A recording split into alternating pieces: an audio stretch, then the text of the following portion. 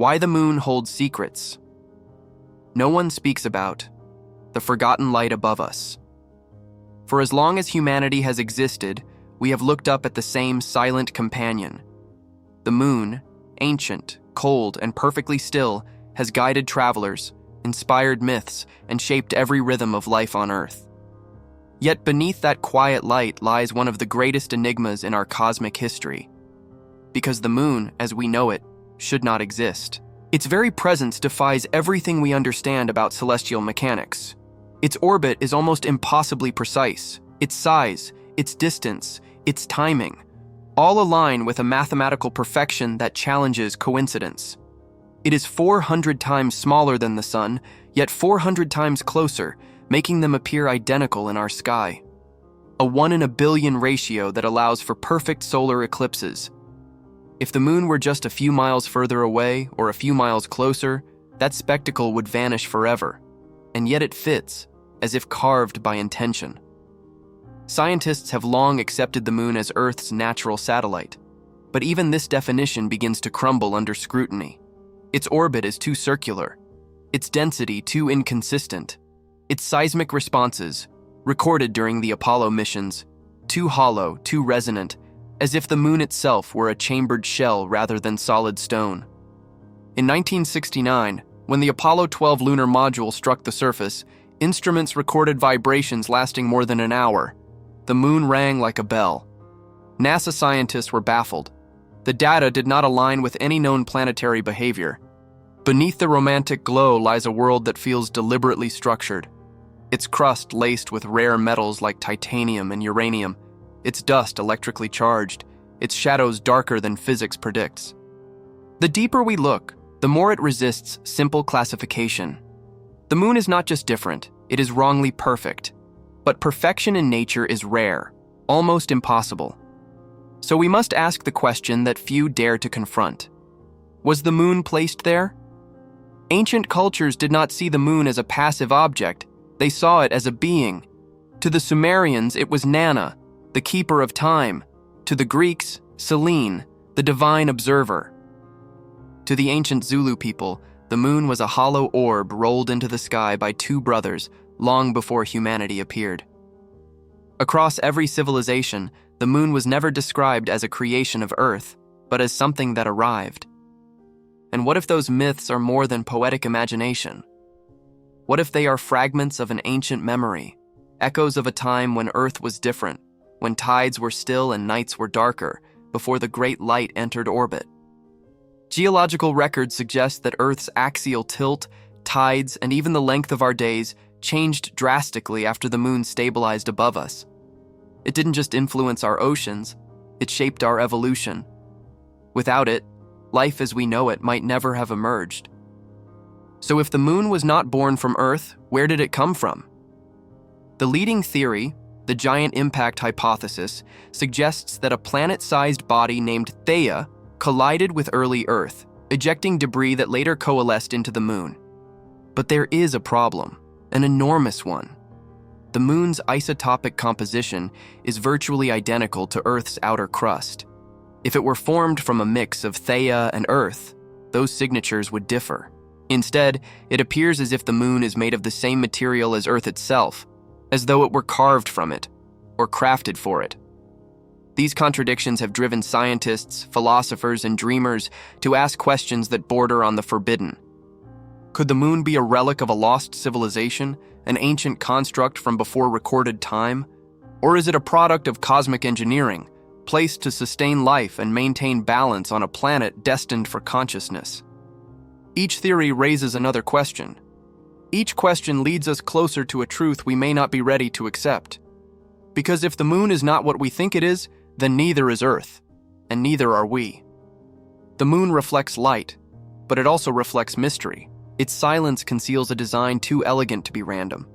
And as we stand beneath it, staring into its pale glow, we are reminded that we live in the shadow of something vast, deliberate, and ancient beyond measure. This is not just a story about the moon. It is a story about the origin of everything we know, and the secrets that orbit us every night. Tonight we'll explore what science has overlooked, what history has forgotten, and what the universe has hidden in plain sight. Because the moon's greatest secret is not in its surface, but in the reason it's there at all. And that secret begins with a coincidence too perfect to ignore. Before we go further, take a moment to do something most people won't.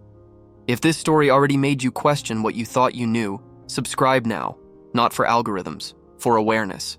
Because here, every week, we uncover the hidden chapters of our universe, stories buried in silence, written across the stars, waiting for those who still dare to wonder.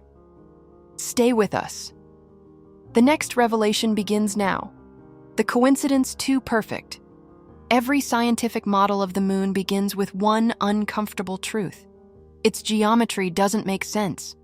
The moon's diameter is almost exactly 1/400th that of the sun, yet it is also almost exactly 400 times closer to Earth. That means two celestial bodies, one a fiery giant, one a lifeless rock, appear to be the same size in our sky. It's what allows us to witness total solar eclipses, those moments when the moon perfectly covers the sun, revealing its burning corona like a crown of fire. It's a sight so precise that even a fraction of change in distance would destroy the illusion forever. Scientists call it a coincidence. But if it is one, it's the most mathematically improbable coincidence in the known universe. The odds of such a ratio occurring naturally are so remote that some astronomers have quietly questioned whether natural is the right word at all. In the vast chaos of space, nothing should align so perfectly, unless it was meant to. To understand how strange this is, consider the mechanics of orbits. Natural satellites rarely have such exact alignments. They wobble, drift, and deform under the pull of gravity. But the moon's orbit is stable, balanced, and almost circular, another rarity. It doesn't behave like an accidental fragment. It behaves like a system that has been fine-tuned. Even more puzzling is how that balance sustains life itself. Without the moon's gravitational pull, Earth would be a world of chaos. Our axial tilt would wobble wildly, climates would swing between extremes, and the tides, those ancient metronomes of life, would vanish. The rhythm of the oceans, the breath of the planet, depends entirely on that perfect positioning. The moon doesn't just orbit Earth, it regulates it. It stabilizes the rotation that defines our days and seasons, creating the narrow window in which life can exist. So when scientists say, without the moon, there would be no life on Earth, they're not being poetic, they're being literal. But the question that follows is rarely asked aloud. Did life emerge because of the moon's presence, or was the moon placed there for life to emerge? Ancient cultures noticed this balance long before modern astronomy did. They saw the moon not just as a light in the night sky, but as a keeper of order. In Chinese mythology, it governed time itself. The Mayans built temples aligned to its cycles, believing it dictated fertility, harvests, and destiny. And in the oldest Sumerian texts, the moon was the silent twin of the sun, its balance, its mirror, its mystery. Those ancient perceptions may hold more insight than we think, because even today, our most advanced measurements reveal the moon to be almost too perfect in every measurable way. It's precisely the right size, at the right distance, with the right orbit to stabilize Earth's environment and to produce one of the most awe-inspiring phenomena in nature, the total eclipse. During an eclipse, the moon fits the sun so perfectly that it hides everything except the outer halo of fire, a ring that ancient peoples feared and worshipped. The alignment happens only here, only now, only with this moon and this planet. Nowhere else in the solar system does such precision exist.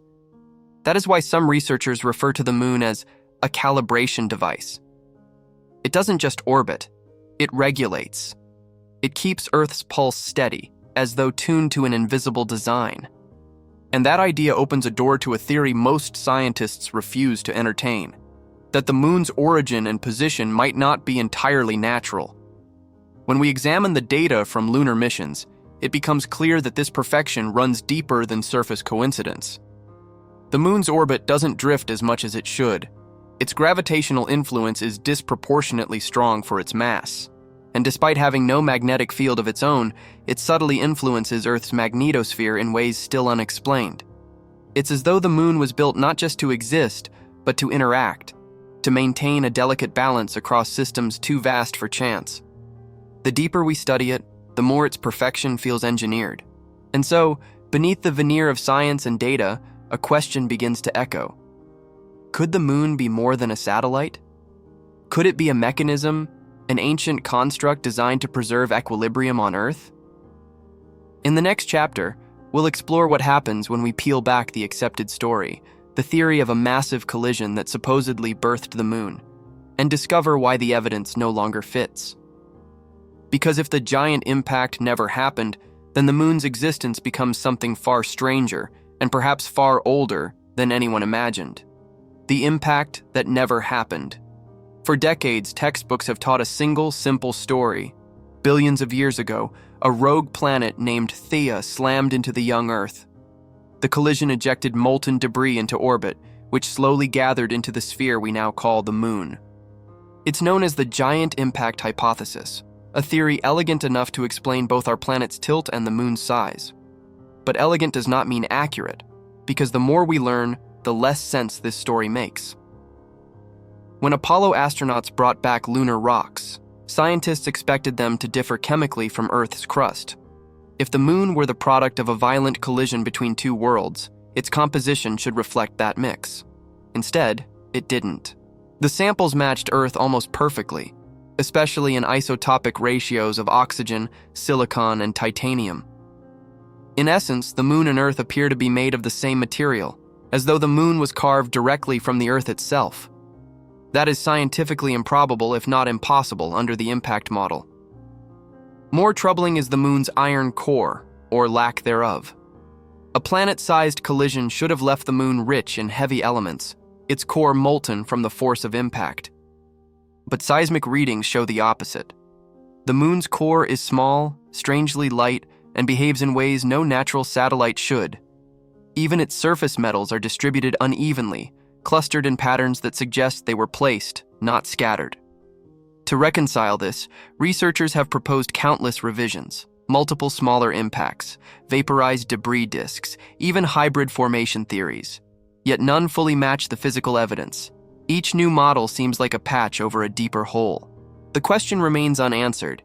If the moon wasn't born from Earth's chaos, where did it come from? Some astrophysicists have dared to suggest something radical, that the moon may have formed elsewhere in the solar system, then been captured by Earth's gravity. But that idea raises another problem. A body as large as the moon cannot simply be captured. The physics don't work. For such a massive object to enter Earth's orbit and remain stable, something would have to slow it down, an atmosphere thick enough to drag it, or a mechanism powerful enough to control its descent. Neither existed in Earth's early history. So what stopped the moon? What placed it in its current near-perfect orbit, just close enough to lock gravitationally, yet distant enough to maintain balance? There's an eerie consistency across myths and scientific anomalies alike. Cultures from Mesopotamia to Africa spoke of a time before the moon, when the skies were darker, the tides calmer, and humanity not yet awakened. Could those memories be remnants of an epoch when Earth existed without its lunar companion, and then suddenly gained one? If so, the moon didn't form from the Earth. It arrived. Evidence hidden in lunar geology might support this possibility. Some of the oldest rocks on the moon predate Earth's crust by hundreds of millions of years. That suggests it came from an environment even older than our own planet. In other words, the moon might not be Earth's child at all, it might be Earth's visitor. In 1970, two Soviet scientists, Mikhail Vasin and Alexander Shcherbakov, proposed a theory that the moon was not a natural satellite but a constructed object, an ancient planetoid hollowed out and placed into orbit by unknown intelligence. Their paper, dismissed by mainstream science, drew on evidence NASA itself could not explain: the moon's perfect orbit, its strange seismic echoes, and its metallic crust. They called it the spaceship moon theory. At the time, it sounded absurd.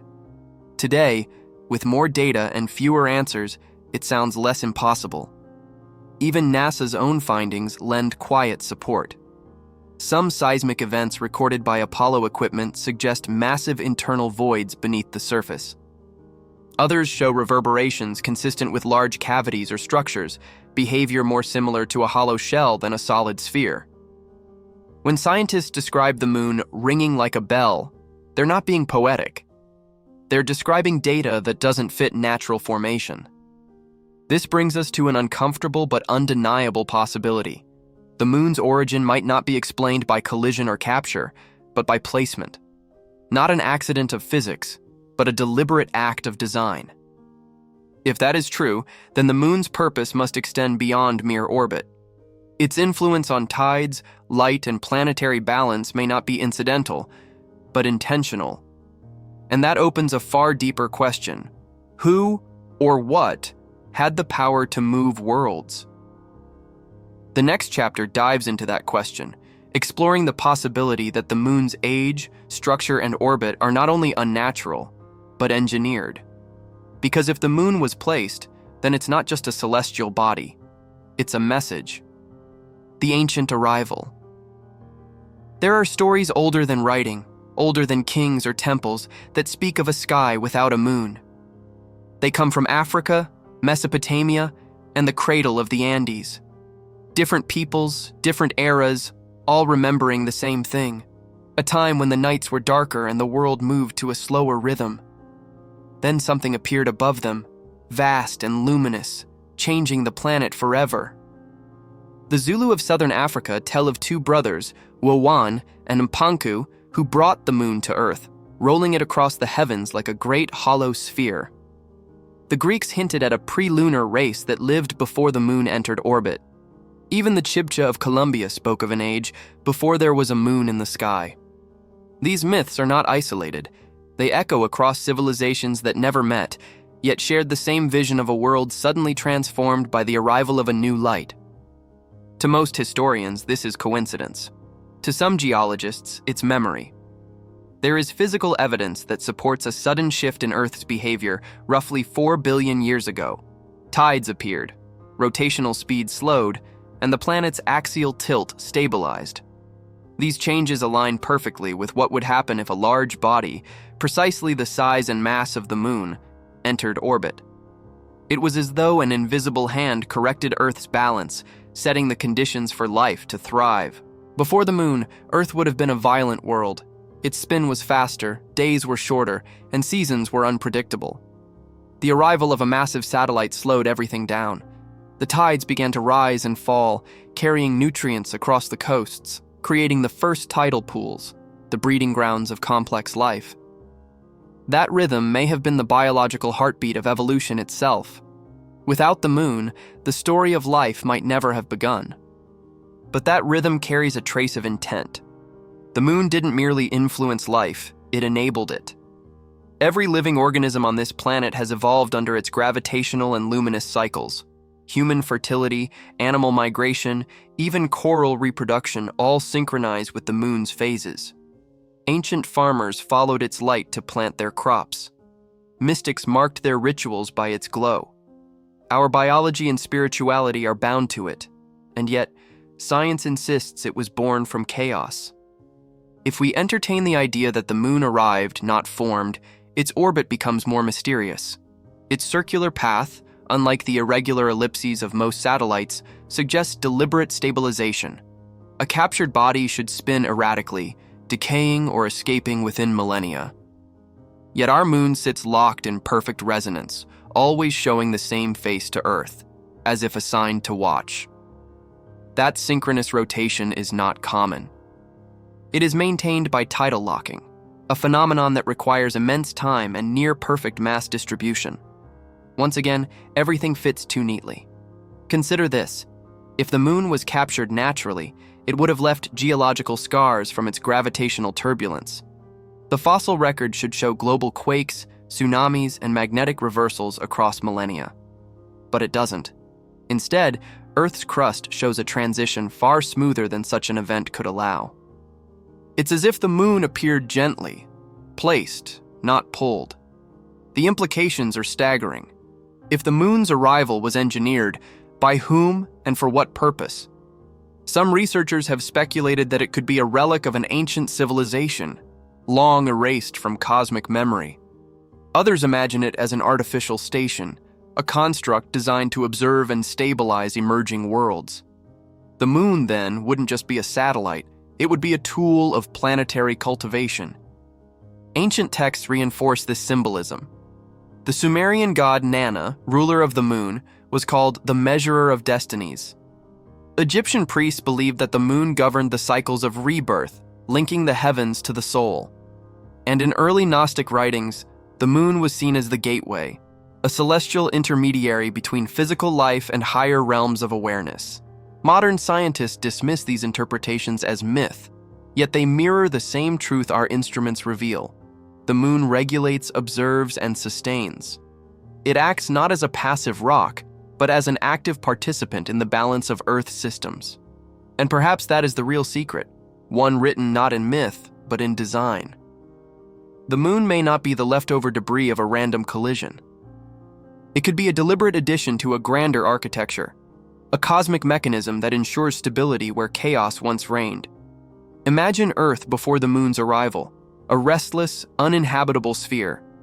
Then imagine a silent, glowing body appearing above it, aligning tides, steadying the tilt, and slowing the rotation until the world could breathe. It sounds mythical, yet it aligns perfectly with geological data. The moon's presence changed everything. It turned chaos into order, silence into rhythm, darkness into reflection. And from that balance, life began to sing. But if the moon was placed here for a reason, the next question is not just how, but why.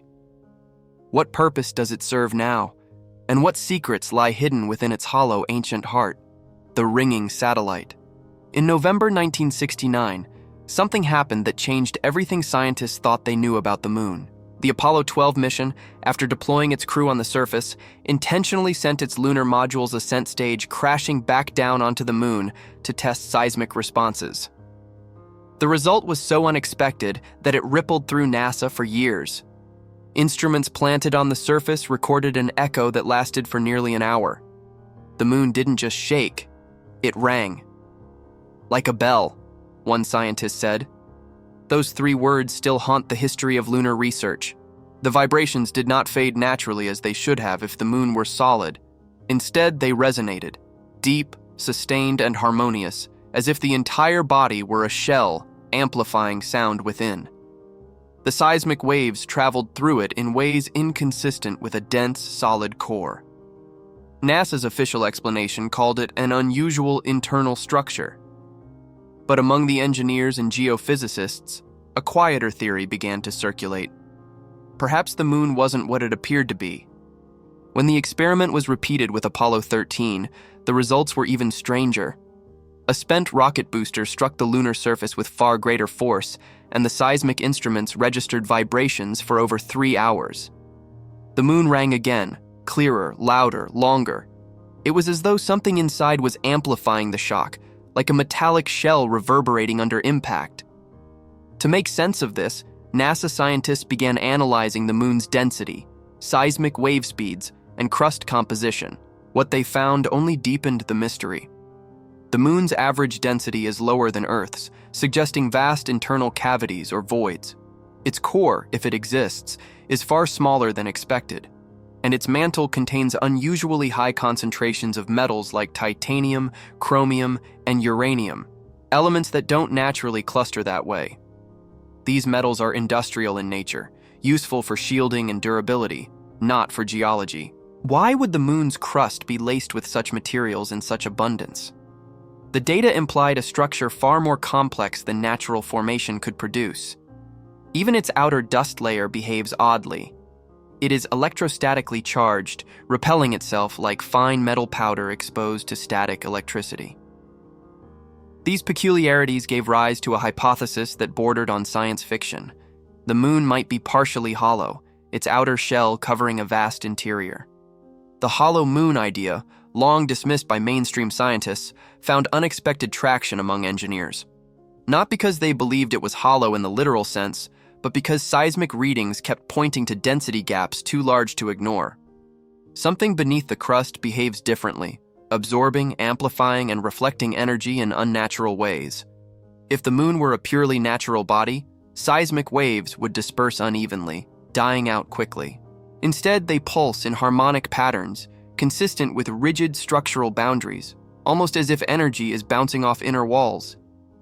That is not typical of any planetary body we've ever studied. One NASA consultant, Dr. Gordon MacDonald, once wrote that it seems easier to explain the moon as a hollow object than as a homogeneous sphere. His comment, though buried in a technical report, reignited speculation. Could the moon be an ancient construct, a vessel of some kind, its true nature disguised by eons of dust and impacts? The Soviet scientists Vasin and Sherbakov, who proposed the spaceship moon hypothesis, argued that the moon might have been hollowed out and placed in orbit by unknown intelligences, its metallic structure acting as armor, its voids housing machinery or chambers long inactive. To them, the ringing was not a mystery. It was a clue. Mainstream science rejects that conclusion. Yet the data remains. The moon's low density, its echoing seismic response, and its geometric precision continue to defy full explanation. And even NASA's most conservative reports admit that the moon behaves unlike any other natural object in the solar system. But what if we strip away the language of speculation and look at the pattern? The moon's orbit is perfect. Its composition is deliberate. Its resonance is harmonic. It acts less like a random rock and more like a designed instrument, a stabilizer tuned to the Earth itself. Could it be that the moon was never meant to be understood as geology at all, but as technology?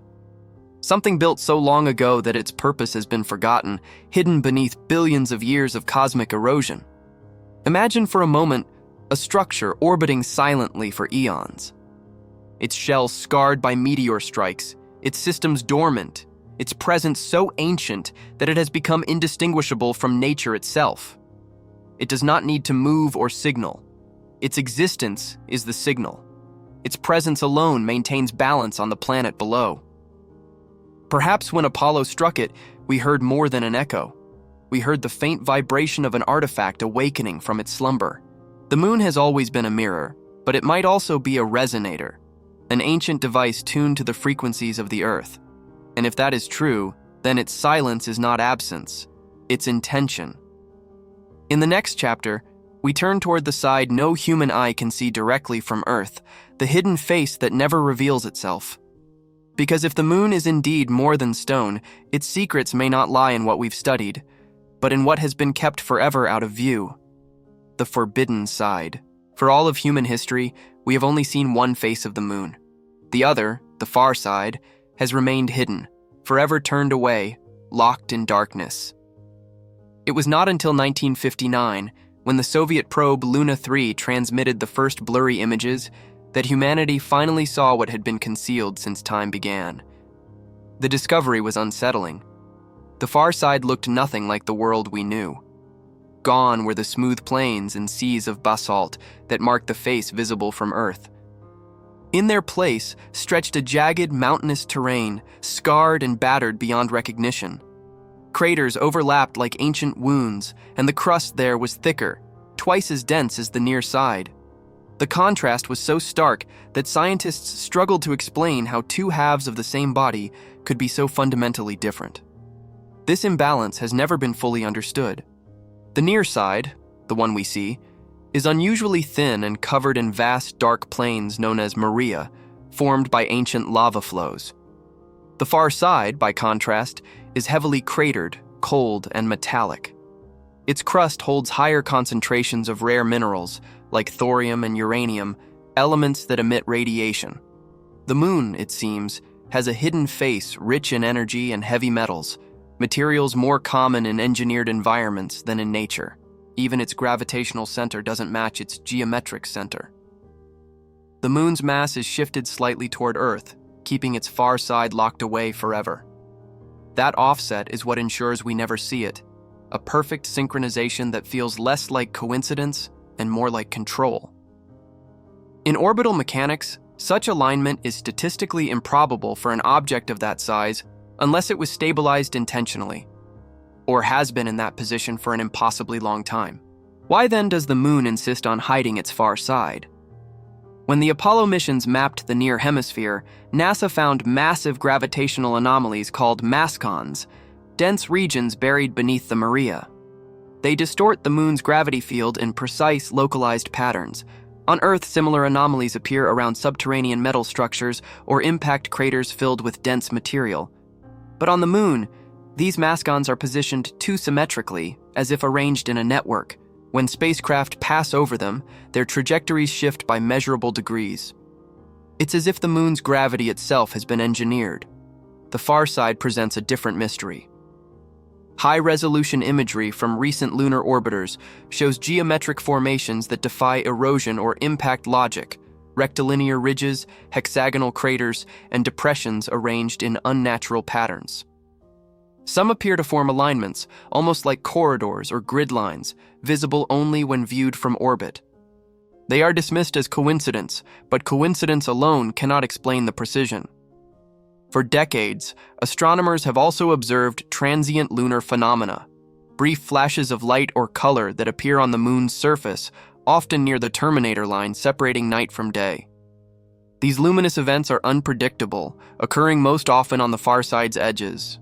They could be gas releases, or they could be something else: energy discharges, artificial reflections, or remnants of unknown activity.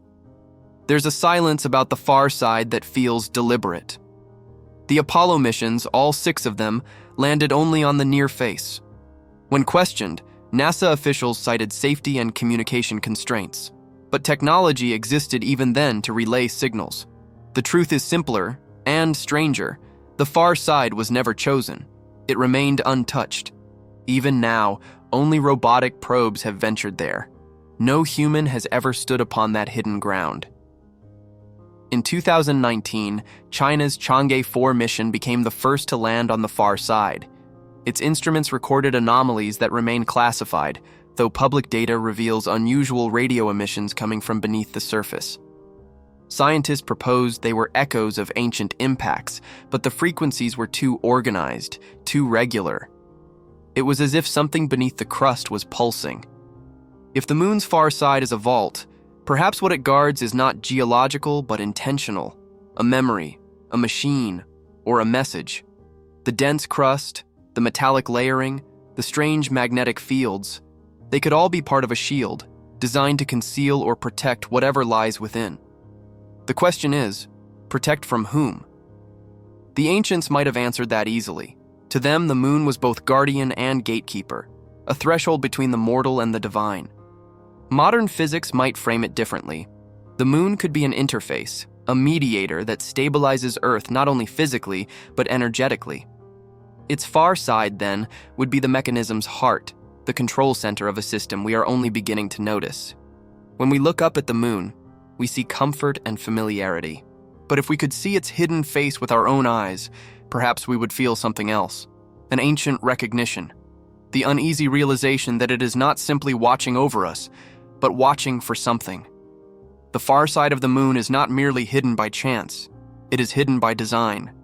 And what it conceals may hold the key to understanding not only the moon itself, but the forces that shaped life on Earth. In the next chapter, we will follow those forces further, into the ways the moon's invisible influence reaches every ocean, every creature, and every heartbeat on Earth.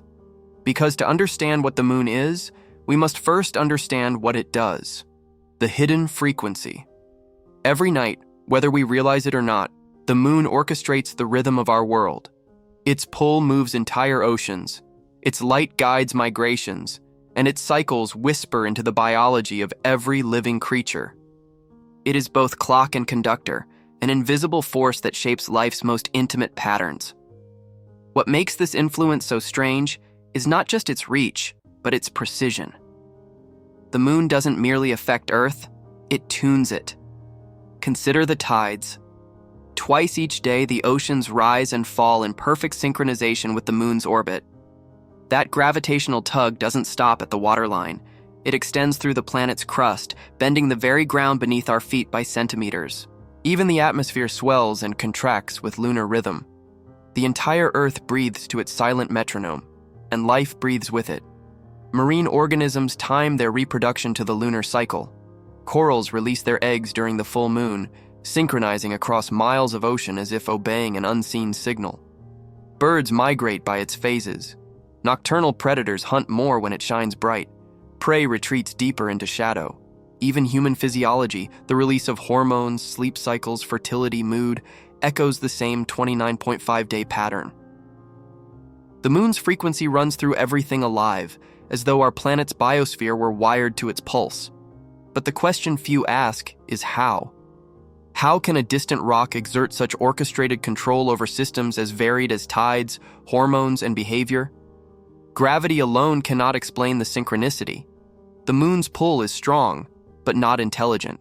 And yet, the patterns it produces feel designed, optimized, purposeful. Some researchers have suggested that the moon's role goes beyond physical force. Its presence generates subtle electromagnetic interactions with Earth's magnetosphere, a field that shields us from solar radiation and maintains the balance of our atmosphere.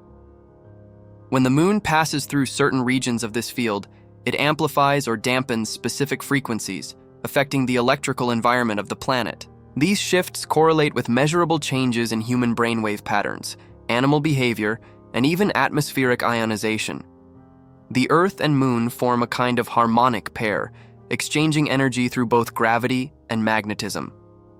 This resonance stabilizes Earth's axial tilt and moderates climate cycles. Without it, seasons would fluctuate wildly, oceans might stagnate, and the delicate web of life could collapse. The moon is not just a satellite, it is a regulator, a tuning fork for an entire world, and like any tuning fork, it operates through vibration. Scientists studying lunar seismology have noticed that many of the moon's natural frequencies overlap with the resonant frequencies of the Earth itself. It's as if the two bodies are locked in a duet, oscillating in harmony, a cosmic resonance that has endured for billions of years. This relationship might explain why life evolved here and not elsewhere. Earth is not only in the right place around the sun, it exists in the right resonance with its moon. But there's something deeper to this pattern, something that ancient civilizations somehow understood. The Egyptians built lunar temples aligned with both celestial and terrestrial cycles, claiming that the moon measured the breath of the Nile. In Vedic texts, the moon governs the soma, the life essence flowing through all beings. And in the traditions of the Maya, the moon's phases were linked not only to time, but to consciousness, the expansion and contraction of human awareness. Could it be that the moon's influence extends beyond biology into perception itself? Modern neuroscience may offer a clue. Studies show that human sleep patterns, creativity, and emotional stability fluctuate with the moon's cycle. Brain activity changes subtly during full moons, particularly in regions tied to intuition and dreaming.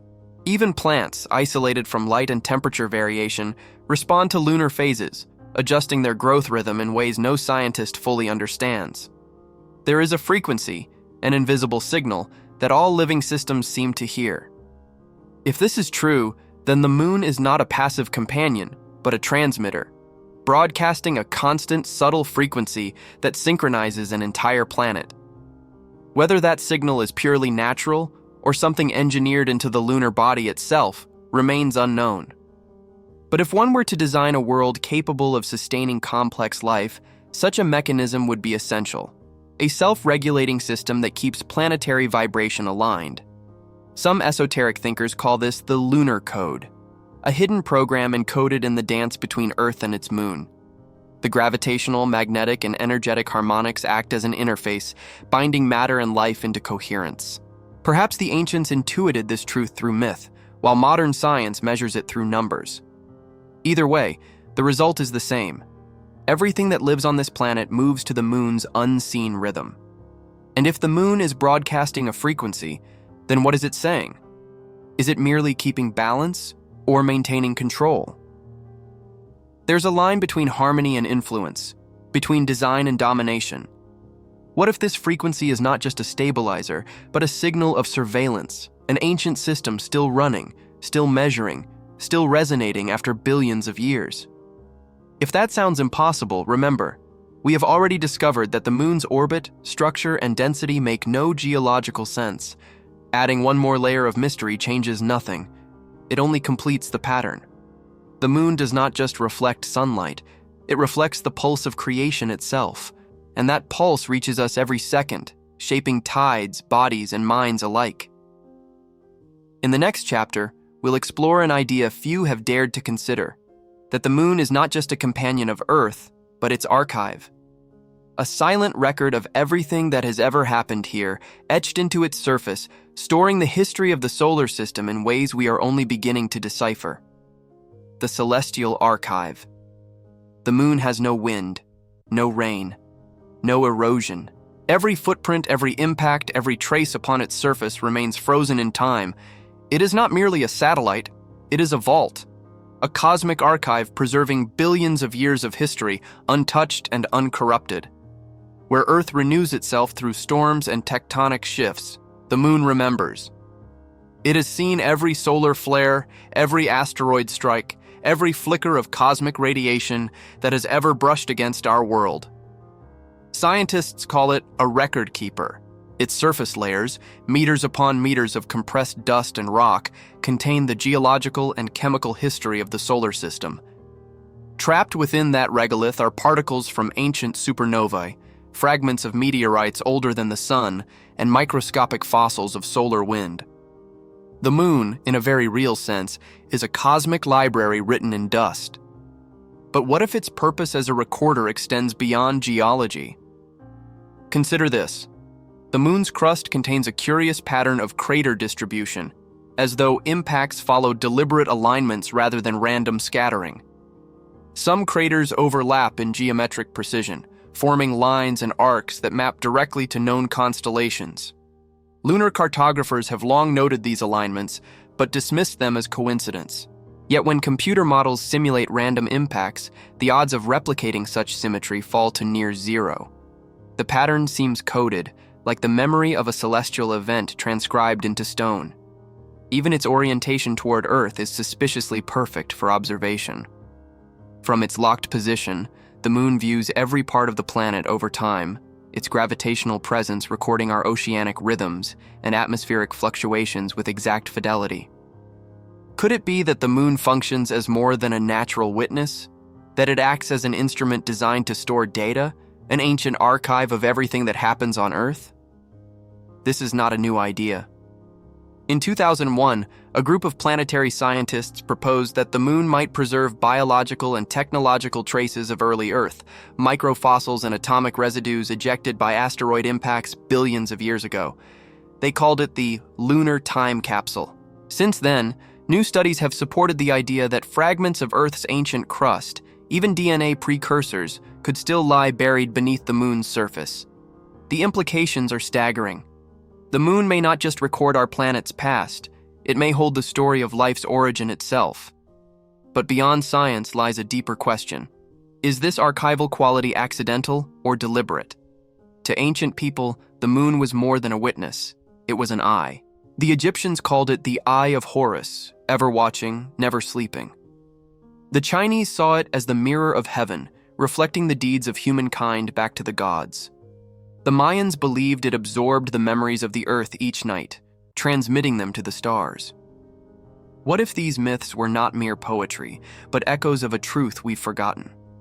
Imagine an advanced intelligence, billions of years ago, seeding life on a young planet. Would it not leave behind a monitoring device, a recorder to track the experiment's progress? Something that could survive impacts, radiation, and time itself? A construct so indistinguishable from nature that future civilizations would mistake it for a moon? The moon, in that sense, would be the perfect black box of Earth. Every cosmic event, solar storms, atmospheric changes, even mass extinctions, would leave signatures upon its surface. With the right technology, it could reveal everything. Not just how life began, but whether it was ever alone. Modern data strengthens this speculation. The moon's surface emits faint but measurable electromagnetic anomalies, as though echoing ancient events still resonant within its crust. Some scientists theorize these signals could be caused by interactions between cosmic rays and subsurface metallic layers. But what if they are something else? Encoded emissions, a form of data transmission from deep within. Recent mapping missions like NASA's Lunar Reconnaissance Orbiter have found geometric anomalies, rectangular formations beneath the regolith, invisible to optical imaging but detectable by radar. Some are hundreds of meters wide, with reflective properties inconsistent with rock. To explain them, researchers suggest ancient lava tubes or collapsed voids, yet their orientation, often aligned to solar angles and equatorial points, suggests intentional placement. If these structures are real, they may be remnants of an ancient network, a data lattice designed to store or transmit information across time. The moon, then, would not merely record events, it would encode them. Each crater, each ridge, each magnetic scar could be part of a vast system, a message written in geography, visible only to those who know how to read it. And perhaps that message was never meant for us to find. What makes this possibility even more haunting is that the moon has always been silent. No atmosphere to carry sound, no movement, no decay. Yet within that silence, everything that has ever happened remains inscribed in its dust.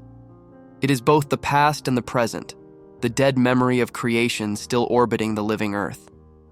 If the moon is indeed a celestial archive, then the question becomes, who authored it, and for what purpose?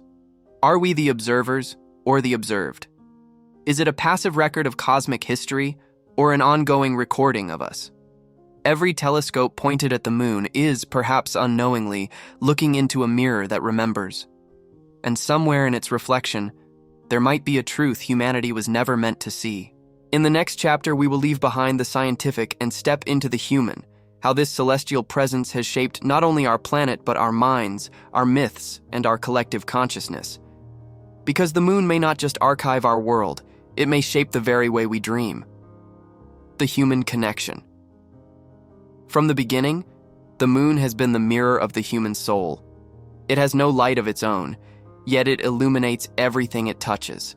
We project our fears, desires, and faith upon it because, in a way, it reflects us back to ourselves. Every civilization, every culture has woven the moon into its story, not just as a light in the night sky, but as a force that governs life, emotion, and destiny. Humanity's connection to the moon is older than language. The first calendars were lunar, carved into bone and stone tens of thousands of years ago. Ancient farmers looked to the moon to guide their planting and harvests. Poets and prophets read its phases as signs of divine rhythm. Even now, though we live in cities of artificial light, the moon continues to influence our biology. Our sleep, mood, and even our reproduction remain synchronized with its cycle. When the moon wanes, melatonin levels rise, deepening rest and reflection. When it grows full, energy peaks, minds race, tempers flare. The body remembers a relationship that civilization forgot. Modern science often dismisses this connection as superstition, yet evidence continues to suggest otherwise. Human behavior shows measurable correlations to lunar phases. Hospital admissions, birth rates, and even crime fluctuate in subtle but consistent patterns. The full moon amplifies, the new moon quiets.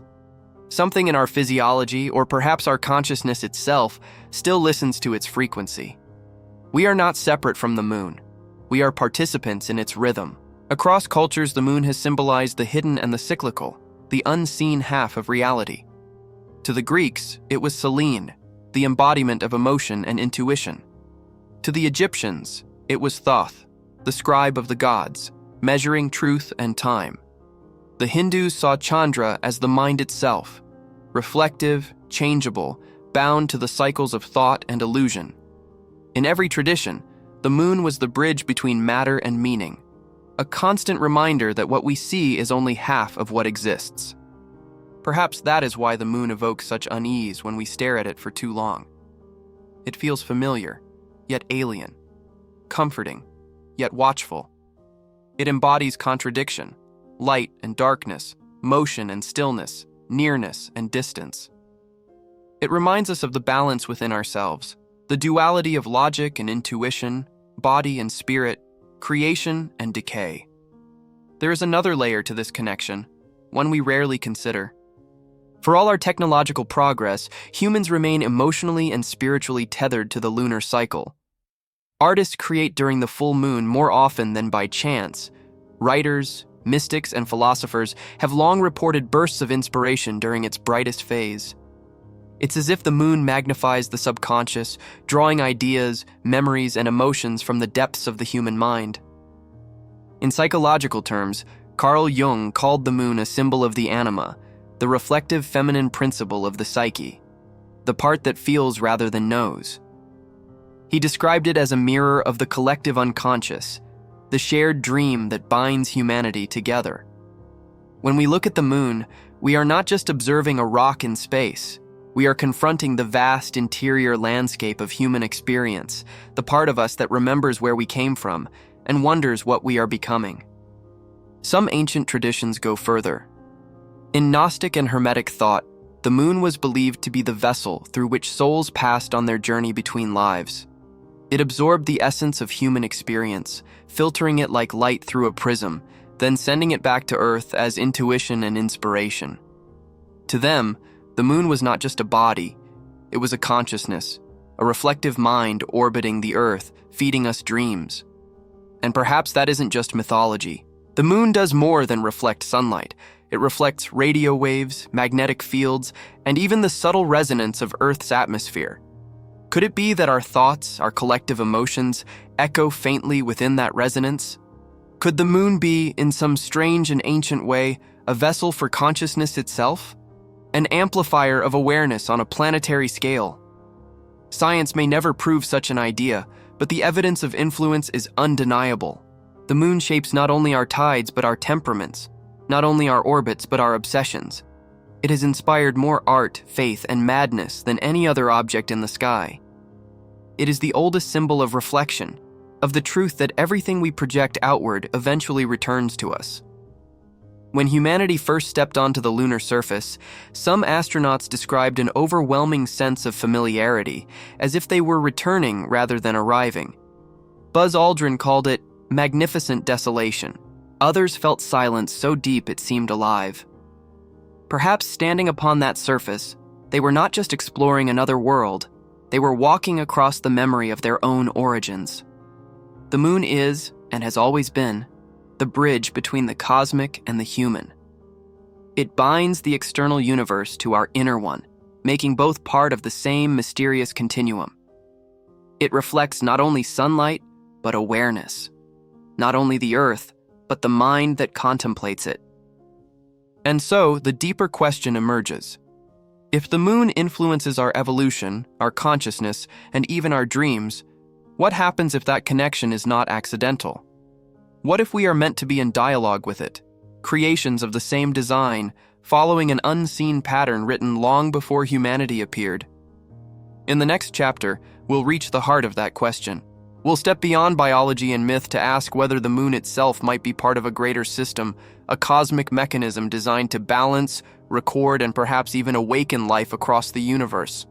Because if the moon shapes us, maybe its purpose isn't just to stabilize the Earth, but to awaken the beings who walk beneath its light. The mirror of creation. When we gaze at the moon, we see more than a sphere of dust and stone. We see a reflection of ourselves, our origin, our evolution, our longing to understand why we exist at all. The moon is not merely part of Earth's story. It may be the reason that story exists in the first place. Every planet, every world, bears the signature of its formation. But the Earth-Moon system is unique, almost impossible to replicate. They move together like a binary organism, two bodies sharing one destiny.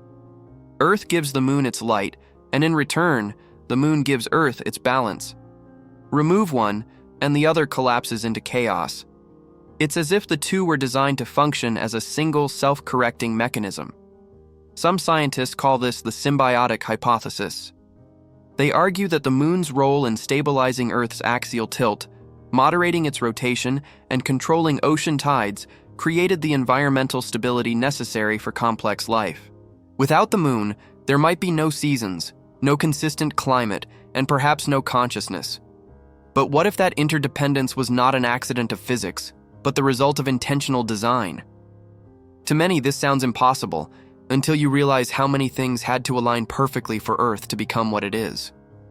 Our orbit around the sun, the distance of the moon, the tilt of the axis, the presence of liquid water, the balance of atmospheric gases. Each parameter falls within a razor-thin margin of error. Shift any one by a fraction, and the planet becomes uninhabitable. This is what scientists call the anthropic fine-tuning problem, the mystery of why everything in our universe seems calibrated for life. But perhaps the answer has been orbiting us all along. If the moon were placed here, not born, not captured, but positioned, then it could serve as the central stabilizer in a larger cosmic equation. Its presence ensures that the Earth remains within life's narrow boundaries, acting as a regulator of habitability. Seen through this lens, the moon is not just a satellite, it is the signature of design. A fingerprint left by whatever intelligence or mechanism engineered balance into the chaos of creation. Ancient myths capture this intuition in symbolic language. The moon is the mirror of heaven, the silver eye that watches over the earth. It is both creation and reflection, an emblem of divine craftsmanship. Modern cosmology often avoids such interpretations, yet even the equations suggest an eerie precision. Our moon's mass, distance, and orbital speed exist in ratios that maintain gravitational harmony with the sun and Earth simultaneously. Mathematically, this system behaves more like a construct than a coincidence. And if it is a construct, then perhaps its design extends beyond physical stability. The moon could be a mechanism of awareness, one that influences the evolution of perception itself. Consciousness, after all, requires stability. A world without consistent light cycles, tidal rhythms, or environmental feedback would never develop the complex neural architectures that define intelligent life. In a sense, the moon may not just have made life possible, it may have made thought possible. Think of it this way: every mind that has ever dreamed, every eye that has ever looked upward in wonder, has done so beneath that same light. The moon has been the constant in humanity's collective story, the first object of awe, the first mystery, the first question that led us towards science, myth, and philosophy. It is the bridge between the known and the unknown, the mirror of creation itself. And perhaps it serves an even greater purpose. Some astrophysicists speculate that the moon's stabilizing influence is not unique. It may be part of a broader pattern throughout the cosmos, a kind of universal blueprint. Planets capable of sustaining life might require moons that regulate them, anchoring biological and spiritual evolution alike. If this is true, then the moon is not an anomaly, it is a key. The model of how creation sustains itself across time and space. This possibility reframes everything. The moon ceases to be a relic of chance and becomes a symbol of deliberate balance, a message embedded in physics. A reminder that chaos can be tamed, that disorder can yield beauty, that even in the emptiness of space, meaning can be structured into existence. And if the moon is the mirror of creation, what does it reveal about us? Perhaps that we too are instruments of balance, extensions of the same design, participating in a cosmic symmetry we barely comprehend. The same intelligence that placed the moon may have placed us, bound by gravity, guided by light, driven by the same mysterious equation that makes order from void. For every civilization that has ever existed, the moon has been both the question and the answer. The object that draws us outward, even as it turns us inward. The first mirror, reflecting not only sunlight, but the soul of the world itself. In the next chapter, we'll approach the final and most elusive question of all. If the moon was placed here with intention, if it truly functions as the mirror of creation, then who placed it? What consciousness stands behind this design? And what does it want us to understand before the end of time, the final revelation? At the heart of every mystery lies a question that refuses to fade. Who, or what, placed the moon where it is? For centuries, humanity has looked upward searching for meaning, believing the moon to be a symbol of fate, a clock of creation, a mirror for the soul. But what if it is far more literal than that? What if it is the message itself? Throughout history, great minds have sensed that the moon's perfection was not the product of accident. Johannes Kepler once wrote that the geometry of the heavens must reveal a divine language. Nikola Tesla believed that the universe communicated through frequency, vibration, and resonance. Modern scientists, though cautious with words like divine, still find themselves surrounded by equations that whisper of intent. Somewhere between mathematics and mystery lies the answer, and the moon stands precisely there. If the moon were indeed placed, it would mean that creation is not blind. That intelligence is woven into the structure of reality. Every cycle, every orbit, every heartbeat would be part of a code, and perhaps the purpose of that code is not just to sustain life, but to awaken it.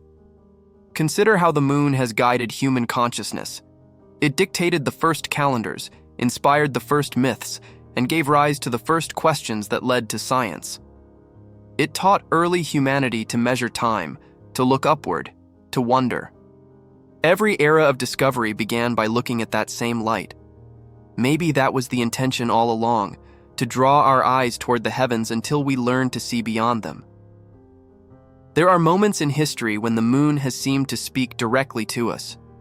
During the Apollo missions, astronauts described an overwhelming stillness, a silence so profound it felt alive. Some said it was as if the moon were listening, others that it was waiting. What could a construct that ancient be waiting for? Perhaps for us to finally see it for what it is, a reminder, not of gods above, but of intelligence within creation itself. If the moon truly is a mirror of creation, then it reflects more than light. It reflects purpose.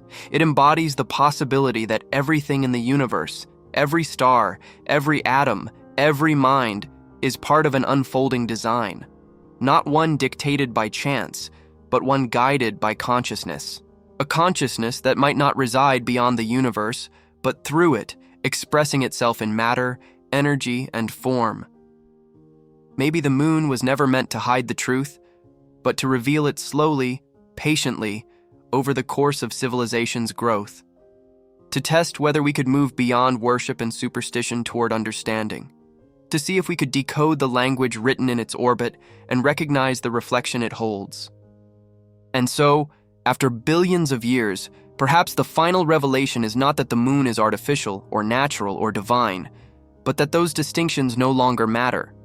The moon is the symbol of connection between intelligence and existence, between creation and consciousness.